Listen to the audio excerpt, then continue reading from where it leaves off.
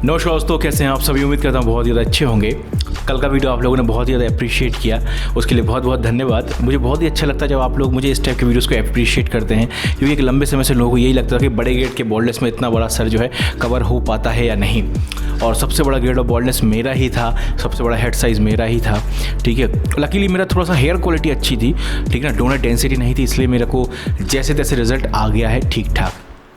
अब आज की वीडियो में बेसिकली हम करने क्या वाले हैं, लोगों की बहुत ज़्यादा एक कंप्लेन होती है मेरे से कि मैं जो है रिप्लाई नहीं करता हूं लोगों को। लोग ये भी बोलते हैं कि मैं व्हाट्सअप पे रिप्लाई नहीं करता हूं, जो कि मुझे नहीं लगता कि ऐसा बिल्कुल भी है।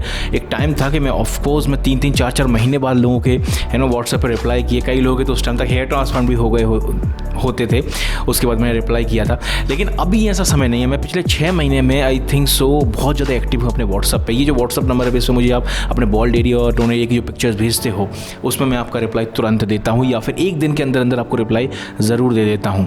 ठीक है, तो ये चीज़ मत बोलो कि मैं व्हाट्सएप पर रिप्लाई नहीं था, क्योंकि मुझे नहीं लगता कि ऐसा होता होगा अभी। ठीक है, rare of the rare case में ही ऐसा होता होगा। दूसरी चीज़, कमेंट सेक्शन में भी अब लोग बोलने लगे हैं कि भाई कमेंट्स का आप रिप्लाई नहीं देते हो। तो मैंने सोचा एक Q&A सेशन क्यों ना कर लिया जाए। Q&A सेशन बहुत लंबे समय से किया नहीं है, एक इंटरेस्टिंग वीडियो ही बन जाएगा और डायरेक्ट आप लोगों के साथ एक कन्वर्सेशन हो जाएगा। क्योंकि जब हेयर ट्रांसप्लांटेशन का रिजल्ट दिखाता हूँ तो बेसिकली जितने भी क्रिटिकल कमेंट्स आने होते हैं, जो भी प्लस में और माइनस में, वो सारी चीज़ें कवर हो जाएंगी, तो आपको एक प्रॉपर आइडिया मिल जाएगा।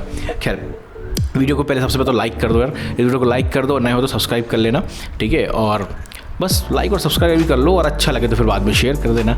ठीक है, चलो सबसे पहले तो भाई सुनील कुमार सोशल, उनका कहना है good luck, thank you very much, good luck.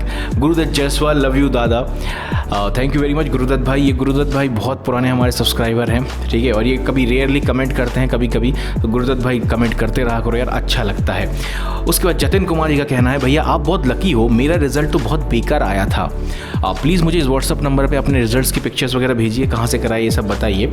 उसी में किसी ने लिखा हुआ है कहाँ से कराया, चलो ठीक है। Kaushal Kumar, good bro, thank you.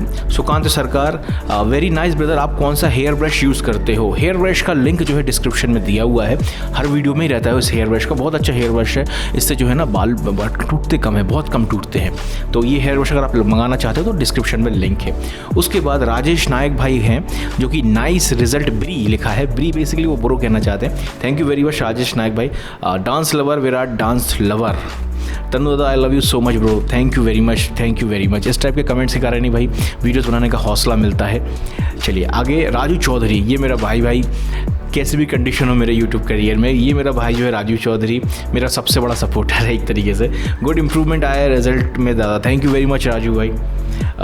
Monu Khan भाई का यह है, भाई क्राउन एरिया में रिजल्ट अच्छा आ सकता है, मेरा एज 27 है, क्राउन एरिया पूरा खाली है। आइए अंदर के जो कुछ कमेंट्स हैं उनको भी देख लेते हैं। यस, क्राउन एरिया में ट्रांसप्लांट कर सकते हैं क्या? सेम सिचुएशन, इन्होंने सवाल पूछा है। नीलेश आहेर का कहना हाँ कर सकता है, मैंने किया है। उसके बाद राज सॉफ्टवेयर सॉल्यूशन, इन्होंने काफ़ी अच्छी एक इसका रिप्लाई दिया हुआ है कि don't waste your graft for crown area if area is big because it will take too many grafts to fill it, and also regrowth is less and slower on crown area. You can go for biofiber for crown area. इनके 80% comment से तो मैं satisfied हूँ।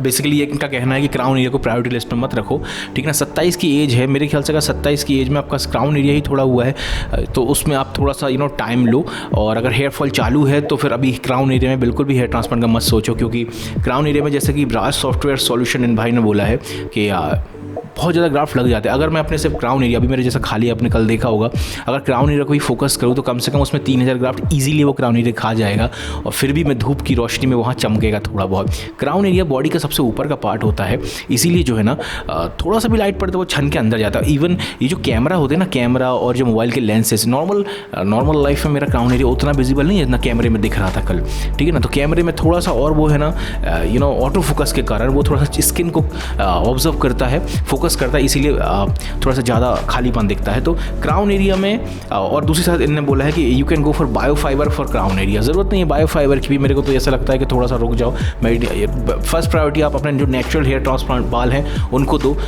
Maximum utilise करो उस चीज़ को, body hairs को utilise करो। उसके बाद ही आप बायोफाइबर के लिए जाइए, क्योंकि कोई भी चीज़ बिल्कुल बाहर की एक सिंथेटिक नकली चीज़ लगाना से बेहतर है पहले जो असली चीज़ें हैं उस पर ज़्यादा फोकस किया जाए। चलिए आगे आते हैं। अतुल चक्रवर्ती मेरा छोटा भाई बहुत बढ़िया भाई है मेरा, बढ़िया result, thank you very much. विद्यार्थी एकेडमी मुझे भी करवाना है, बिल्कुल आपको अगर करवाना है, कोई भी मैं हेल्प कर सकता तो मेक श्योर मुझे व्हाट्सअप करें, मैं आपकी हेल्प ज़रूर करूँगा। खान्स टेक्नोलॉजी भाई का कहना है माइकल जैक्सन के सर्जरी से ज़्यादा तो आपने हेयर ट्रांसप्लांट करवाए हैं मेरे भाई, तो ये तो ऊपर वाले का दया है, तो अच्छे डॉक्टर के हाथ में आप फाइनली चले गए, otherwise you know very well. इनका कहना है कि माइकल जैक्सन से ज़्यादा मेरी सर्जरीज हुई है। बेसिकली माइकल जैक्सन ने प्लास्टिक सर्जरीज की हुई है, मैंने प्लास्टिक सर्जरी वगैरह नहीं किया हुआ था, मैंने तो हेयर ट्रांसप्लांटेशन कराया। दूसरी चीज़, मैंने देखो ऐसा लग रहा होगा कि मैंने बहुत सारी सर्जरीज ली है। बेसिकली मैं आपको बता देना चाहूँगा हेयर ट्रांसप्लांटेशन आप जितने चाहे ले सकते हो, अगर आपका डोनर एरिया अलाउ करे तो जितने चाहे हेयर ट्रांसप्लांटेशन आप करा सकते हो। सलमान खान की अगर बात करें, ये सिंथेटिक हेयर ट्रांसप्लांटेशन अपने नेचुरल हेयर ट्रांसप्लांटेशन के साथ मर्ज करवा कर जो है इम्प्लांटेशन लेते रहे, आए दिन जो है हेयर ट्रांसप्लांटेशन लेते रहते हैं, मीन्स साल 2 साल में एक आध सर्जरी ये लेते ही रहते हैं। सिंथेटिक हेयर ट्रांसप्लांटेशन अगर आप करा रहे हो, आपका डोनर एरिया नहीं है, गंजापन है, तो आपको 10 साल के अंदर हो सकता है आप 10 सर्जरीज लेना पड़े या 8 सर्जरीज लेना पड़े या 6 सर्जरीज लेना पड़े, ठीक है ना, डिपेंड ऑन योर कंडीशन, ठीक है। तो हेयर ट्रांसप्लांटेशन की सर्जरी ये कॉस्मेटिक सर्जरी है, ठीक है, आप जितने चाहे उतने ले सकते हो, इसमें कोई भी नई बात नहीं है। बॉडी के डोनर एरियाज खत्म हो जाए तो आप सिंथेटिक हेयर ट्रांसप्लांटेशन के लिए भी जा सकते हो। इसी के साथ साथ मेरा एक्चुअल में मैं आपको बता ही चुका हूँ, मेरा पहला सेशन कुछ इस टाइप का हुआ था जिसमें बिल्कुल भी मेरा जो है एरिया कवर नहीं किया गया था और बहुत जल्दबाजी का ये हेयर ट्रांसप्लांट किया था, टाइम भी कम लेके नहीं गया हुआ था मैं, तो इस सेशन को मैं पूरी तरीके से इग्नोर करता हूं, मैं इसको काउंट ही नहीं करता हूं। लेकिन मैंने क्योंकि यूट्यूब पे वीडियोस डाले हुए हैं इसीलिए मुझे ये काउंट करना पड़ता है कि हाँ मेरा ये फर्स्ट सेशन हुआ था। बेसिकली मेरे एक्चुअल में दो सेशन हुए हैं जो कि कैलकुलेटेड तरीके से हुए हैं, ठीक है ना, तो ये बहुत ज़्यादा सर्जरीज नहीं है, बेसिकली 2 ही सर्जरीज मेरी हुई हैं। चलिए आगे बढ़ते हैं। Jagdish Das, you are my inspiration दादा, thank you very much Jagdish भाई, even subscriber like you are my inspiration brother. Mohammad Anwaruddin, दादा लव यू ब्रो। उसके बाद रवि पर्सनालिटी, दादा पर्सनालिटी एकदम चेंज हो गई है, अब तो बहुत रिश्ते आगे पक्के लिए भाई, नो कमेंट्स। दादा मैं आपको अपना हेड साइज़ भेजूंगा, प्लीज़ बताना साइज़ कैसा है। मेरे ख्याल से गोल्डन हेड आपने मुझे कल पिक्चर भेज दिया था और आपसे बात हो चुकी है, thank you for commenting. Suraj Dhami, बहुत ही पुराने subscribers, looking great, thank you very much Suraj भाई। दादा वेट लॉस करो, बहुत हैंडसम लगोगी, जे डॉट, इनका कमेंट है, बिल्कुल सही बोला आप लोगों ने, जे वेट लॉस करने से बिल्कुल मैं अच्छा दिखूंगा। मैं आपको एक चीज़ बताना चाहूँगा कि 2011 में मैं कुछ इस टाइप का दिखता था, आप देखो रिसीडिंग हेयरलाइन थी, टेम्पोररी रिसीड हो चुका था, और उसके बाद अभी का वर्तमान समय में ये वाली पिक्चर जो मैंने कल क्लिक की थी, देख सकते हो दोनों ही ब्लैक टी शर्ट में है, दोनों में सिर्फ वेट का ही फ़र्क है। मेरे ख्याल से ऐसा लगता है कि ये कम से कम 10 साल, मैं उस टाइम पे करीब कितने साल का होऊंगा, मैं 2011 के आसपास की ये पिक्चर है जो पुरानी वाली है, और अभी 2021 का है, 10 साल पुरानी पिक्चर है वो। अगर मैं सिर्फ वेट लॉस कर लूँ तो काफ़ी अच्छा दिखूंगा। ये कहीं ना कहीं मैं अपनी खुद की कमी मानता हूँ कि मैं अभी तक जो है ये ट्रांसफॉर्मेशन अपने ऊपर नहीं कर पाया, शुरू करता हूँ फिर रेगुलर नहीं कर पाता हूँ, ये मेरी खुद की कमी है। जिस दिन मैं अपने इस कमी पे ओवर पावर कर पाऊँगा तो डेफिनेटली आपको भी रिजल्ट दिखेगा। तरुण लालवानी, तरुण मुस्कुराता हुआ अच्छा लग रहे हो, thank you very much. Basically इन्होंने कम्युनिटी पोस्ट देखा होगा, उसके कारण ये कमेंट किया है। मोहम्मद साकिब रजा, लुकिंग रोटाहा, अब मुझे रोटाहा पता नहीं, मैं लव तो कर दिया है, पता नहीं ये मज़ेदार वाला कमेंट है रोटाहा मतलब। मोहम्मद साकिब प्लीज़ एक्सप्लेन, रोटाहा मैंने लव तो कर दिया है, गाली है क्या है, मज़ा है, मैं इसको कॉम्प्लीमेंट की तरह अभी तक तो ले रहा हूँ। जुसेफ त्रया, best, thank you very much. Yadav, which camera you are using in this video. Basically जो है कैमरा के ऊपर मैं क्या बताऊँ आपको, बेसिकली मैं कैनन का 200D यूज़ करता हूँ, उसके साथ साथ मैं एक सिग्मा का लेंस यूज़ करता हूँ। मेरा कैनन 200D करीब 40-50 हज़ार का कैमरा है, और जो मेरा जो लेंस है, बेसिकली कैमरे से उतना फ़र्क नहीं पड़ता, बेसिकली जो मेरा लेंस है वो करीब 70 से 1000 के आसपास है, मीन्स मेरे कैमरे से भी ज़्यादा महंगा है मेरा जो लेंस है। अब आप अगर मेरा पूरा ये स्टूडियो देखना चाहते हो, मेरे ये क्या क्या गियर यूज़ करता हूँ, ये सारी चीज़ अगर आप जानना चाहते हो तो मेक श्योर आप कमेंट सेक्शन में नीचे लिखो कि पूरा सेटअप बताइए कि आपका क्या क्या यूज़ करते हो, तो मैं ये सारी चीज़ों के ऊपर एक प्रॉपर वीडियो बना के आप लोगों के साथ शेयर ज़रूर कर दूँगा। चलिए आगे बढ़ते हैं हम। जियूस bro, what a great result, thank you very much जियूस bro. उसके बाद NKT, कभी कभी बाल शेव कराना पड़ता है किसी की डेथ होने पे, तो हेयर ट्रांसप्लांटेशन के बाद हेड शेव करा सकते हैं क्या?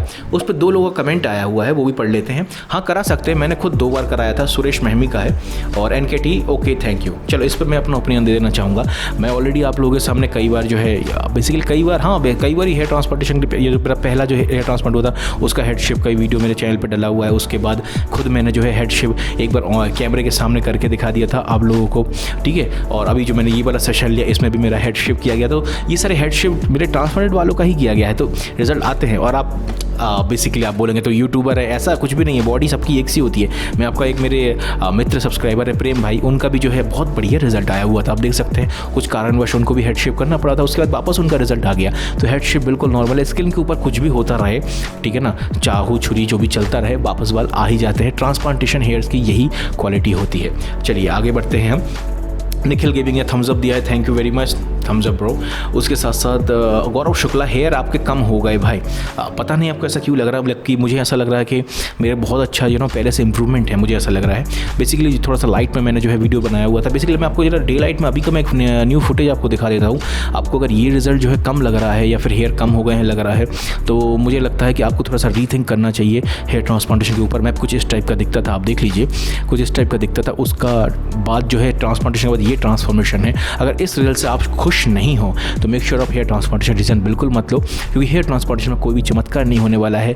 आपको जो मैं यूट्यूब पे जो हेयर पैच के वीडियोस में देख रहा था, हेयर पैच पे इतने बेवकूफ़ बना रहे हैं लोग, इतना ज़्यादा बेवकूफ़ बना रहे हैं। ग्रेड 1 पे लोग जो हैं हाई डेंसिटी दिखाने के लिए पूरा सर जो है शेव करके, ठीक है ना, पूरा का पूरा 6 ग्रेड का पैच पहना रहे हैं और इससे उनका टोनर एरिया बर्बाद हो रहा है, ठीक है ना। वो सारे वीडियोज़ देख के लोग जो है हेयर ट्रांसप्लांटेशन से वैसी एक्सपेक्टेशन रखते हैं, ठीक है। और मैं जब हेयर पैच के ऊपर ये सारी बोलता हूँ, मुझे अब्यूजेस मिलते हैं, लोग क्रिटिकल कमेंट करते हैं कि तू दल्ला है कि हेयर ट्रांसप्लांटेशन क्लिनिक वालों का, इसीलिए जो है तू इस हेयर पैच को ना ख़राब बोल रहा है। मैं 7 साल से यूज़ कर रहा हूँ, लेकिन देख लीजिएगा, मैं बार बार आपको ये चीज़ बोल रहा हूँ, यह चीज़ आगे आके साबित होगी कि हेयर पैच से जो है डोनेरिया ख़राब होता है। और जो लोग भी हेयर पैच यूज़ कर रहे हैं, ठीक है ना, जब कोई उपाय नहीं है, पूरा सर गंजा हो चुका है, उसके बाद हेयर पैच यूज़ करो, कोई दिक्कत की बात नहीं। लेकिन फर्स्ट प्रायोरिटी आपको हेयर ट्रांसप्लांटेशन के बारे में सोचना चाहिए। अगर डर लगता है तो बात की बात है, उस पर देखा जा सकता है, लेकिन हेयर पैच से आपका डोनेरिया बर्बाद होता है। इसके ऊपर प्रॉपर मैं एक और वीडियो लाने वाला हूँ बहुत जल्द, ठीक है। तो बेसिकली आपको जो ट्रांसप्लांटेशन में मैं पहले ऐसा देखता था, अभी ऐसा दिख रहा हूँ।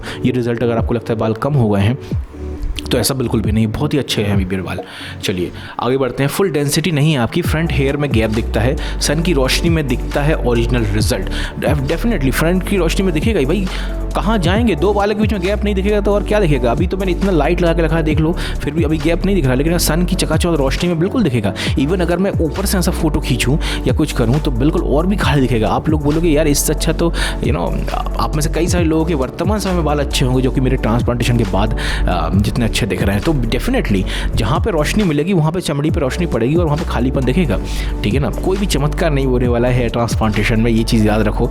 लिमिटेड ग्राफ्ट्स हैं, उनका अरेंजमेंट इस तरीके से करना है कि सर पूरा ढक जाए, गंजेपन आपका ढक जाए, इस हिसाब से रहता है। डेंसिटी फर्स्ट प्रायोरिटी नहीं होती हेयर ट्रांसप्लांटेशन में। हेयर ट्रांसप्लांटेशन की फर्स्ट प्रायोरिटी होती है एरिया कवर करना, गंजेपन को छुपाना। ये चीज़ दिमाग में जितनी जल्दी आप लोग डाल लो, ये आपके लिए अच्छा होगा। चलिए आगे बढ़ते हैं। तो प्लीज़ आप कितना परसेंट मिनॉक्सिडिल यूज़ करते हैं? मैं बेसिकली 5% मिनॉक्सिडिल यूज़ करता हूँ डर्मारोलर के साथ। फिलहाल 3 महीने से मैंने अभी डर्मारोलर नहीं किया क्योंकि मैंने ये सेशन लिया था, अभी मैं शुरू करने वाला हूँ। एलसेंस सोशल वेलफेयर सोशल कुछ ऐसा इन्होंने लिखा है, बहुत गंदा लग रहा है। उसके अंदर किसी ने कमेंट किया हुआ है लोल। अच्छा, ये राज सॉफ्टवेयर सोल्यूशन नहीं किया है, ठीक है। बहुत गंदा लग रहा है, ठीक है, ये आपका ओपिनियन है, बिल्कुल मैं उसका रिस्पेक्ट करता हूँ, कोई दिक्कत की बात नहीं है। Thanks for commenting. विश 003, ठीक है। टोटल इनको ज़रा लव भी कर दूँ अभी। टोटल कितना कॉस्ट आया ट्रांसप्लांट में? मेरा हेड साइज़ बड़ा है। टोटल कॉस्ट मैंने इसी वीडियो में बताया था भाई, ठीक है, मेरा 1 लाख के आसपास खर्चा आया पूरा, ठीक है। और हेड साइज़ बड़ा है तो डेफिनेटली आपका डोनर एरिया का पिक्चर्स मुझे भेजिए, मैं आपको बता दूंगा कि आपको कितने ग्राफ्ट की ज़रूरत है। अगर मतलब आपका ग्रेड क्या है, ये सारी चीज़ें भेजिए, मैं आपको जरूर बता दूंगा आपका हो भी सकता है नहीं। ओके, नेक्स्ट कमेंट में उन्होंने यही लिखा है कि 6th या 7th हो गया है। ओके ठीक है, तो मुझे पिक्चर्स भेजिए, मैं आपको बात करता हूँ। प्रभु सिंह जो हैं उनका आया था, दादा यार लाइक के लिए आप बोलोगे, हम लोग वीडियो ओपन करते ही लाइक कर देते हैं। Thank you very much, thank you very much. जी हाँ, मैं तो देखता हूँ कि 10 व्यूज़ भी नहीं हो पाते हैं तो कई लोग फटाफट 10-15 लाइक आ जाते हैं, तो वो आप जैसे सब्सक्राइबर्स के लिए होंगे। Prabhu Singh thank you very much for commenting. Wish 003 का आया है फेक और कमेंट कि मेरी एज जो है वो 30 के बाद, अच्छा एज 30 के बाद करे तो चलता है क्या, अभी देर है? ऑफकोर्स 30 के बाद बिल्कुल करा सकते हो, क्या प्रॉब्लम है, कोई प्रॉब्लम नहीं। 30 के बाद क्या, बेसिकली बहुत यंग एज में करने के लिए थोड़े से कैलकुलेशंस करने पड़ते हैं, 30 के बाद करने में कोई प्रॉब्लम की बात नहीं है, ठीक है। तो उम्मीद करता हूँ ये वीडियो आप लोगों को अच्छा लगा होगा, लंबा तो बन गया है, अगर ये सही लगा, बेसिकली ये वीडियो बहुत ही ज़्यादा ज़रूरी था क्योंकि एक कोई ना सेशन बहुत बीच में ज़रूरी है। और भी आपको अगर कुछ क्वेश्चंस हैं तो मेक श्योर आप कमेंट सेक्शन में लिखिए, बहुत जल्दी उनको पिकअप करेंगे और उसके बारे में बात करेंगे, ठीक है। तो वीडियो को लाइक कीजिए, हमारे चैनल को सब्सक्राइब कीजिए और इस वीडियो को शेयर भी कीजिए। Bye bye, take care.